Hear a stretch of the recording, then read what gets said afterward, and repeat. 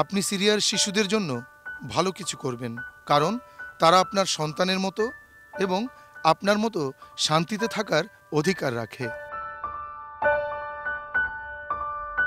ঠিক এভাবেই যুক্তরাষ্ট্রের ৪৫তম প্রেসিডেন্ট ডোনাল্ড ট্রাম্পকে এক খোলা চিঠিতে এই মানবিক আবেদন জানিয়েছে সিরিয়ার ৭ বছর বয়সী এক শিশু।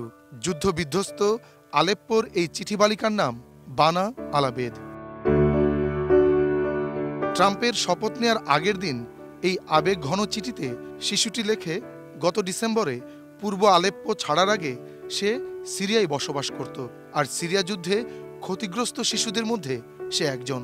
বর্তমানে আঙ্কারায় শান্তিতে আছে, কিন্তু সে যে স্কুলে পড়তো সেটি বোমা হামলায় উড়ে গেছে। মারা গেছে তার কিছু বন্ধুও। এই জন্য তার প্রচণ্ড মন খারাপ। আলেপ্পোতে তাদের সঙ্গে আর খেলতে পারবে না সে, কারণ আলেপ্পো এখন মৃত্যু নগরী।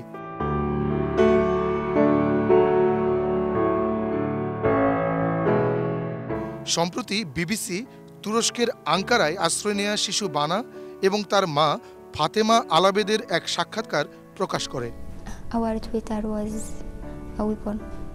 সাক্ষাৎকারে টুইট বার্তাগুলো সত্যিকারভাবে কার, মায়ের না মেয়ের, এমন প্রশ্নের উত্তরে শিশু বানা জানায় উভয়ের।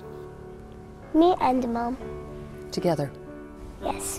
এদিকে শিশু বানা আলাবেদের এই খোলা চিঠি এবং টুইট বার্তাকে সিরিয়ান বিদ্রোহীদের প্রপাগান্ডার হাতিয়ার হিসেবে দেখছেন অনেক বিশ্লেষক। গত ডিসেম্বরে যুদ্ধবিধ্বস্ত আলেপ্পোতে যখন গণহারে উচ্ছেদ অভিযান চলছিল, ঠিক তখন সপরিবারে প্রিয় বাড়ির আঙিনা ছেড়ে আঙ্কারায় চলে আসে বানা আলাবেদ। এরই মধ্যে আশ্রয়দাতা তুর্কি প্রেসিডেন্ট রিসেপ তাইয়েপ এরদোয়ানের সঙ্গে মা বাবা ভাই বোন সহ দেখা করেছে এই শরণার্থী শিশু।